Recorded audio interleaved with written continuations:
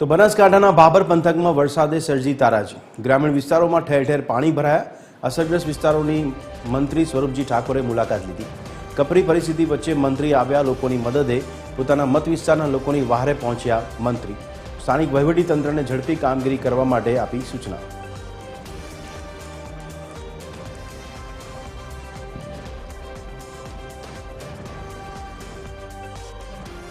વાવથરા જિલ્લામાં ધોધમાર વરસાદ વરસી જો કે વાવ હોય, દિયોદર હોય, ભાભર સહિત પંથકમાં ધોધમાર વરસાદ જોવા મળ્યો। તેને લઈને અનેક નીચાણવાળા વિસ્તારમાં પાણી પણ ભરાય છે। તેને લઈને મંત્રી સાહેબ સ્વરૂપજી ઠાકોર પણ પોતાના મત વિસ્તારમાં સ્થળની મુલાકાત લઈ રહ્યા। તેમની સાથે પણ વાત કરી। સાહેબ, શું કહો છો, આપ પણ સ્થળની મુલાકાત લઈ રહ્યા છો?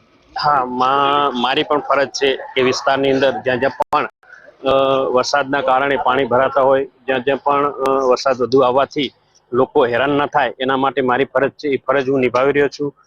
સવારથી ગાંધીનગરથી નીકળ્યો હતો, એક વચમાં કાર્યક્રમ હતો એ પૂર્ણ કરી અને અત્યારે વિસ્તારની અંદર જ્યાં જ્યાં પણ પાણી ભરાણા છે ત્યાં ત્યાં મુલાકાત લઈ અને લોકોને કઈ રીતે મદદ કરવી, તંત્ર પણ મારી સાથે છે, પ્રાંતીય મારી સાથે છે, તમામ લોકો સાથે રહી અને લોકોને કોઈ રીતે ગમે તે રીતે લોકો સાવચેત રહે અને લોકોને નડતરરૂપ ન થાય, કોઈ પાણી આવે અને નડતરરૂપ થતું જ્યાં જ્યાં પણ વિસ્તાર છે એ લોકોને સાવચેત રીતે સ્થળાંતર રીતે મૂકી અને આ પાણીથી બચવા માટે અમે પૂરા પ્રયત્ન કરી રહ્યા છીએ।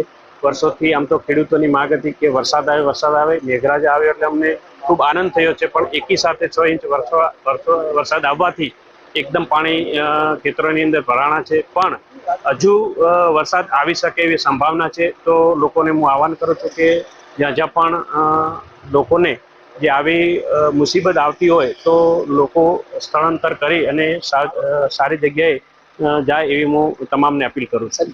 મંત્રી સ્વરૂપજી ઠાકોર અત્યારે પોતાના મત વિસ્તારમાં ફરી રહ્યા છે, જે લોકો ફસાયેલા છે તેમની મુલાકાત પણ અત્યારે લઈ રહ્યા છે અને લોકોને સંદેશ પણ આપી રહ્યા કે જો વધુ વરસાદ આવે તો કોઈ બીજી જગ્યાએ જાય અને રહે તેવી લોકો અત્યારે અપીલ પણ કરી રહ્યા છે। વિક્રમ ઠાકોર, ટીવી 19 વાવથરા।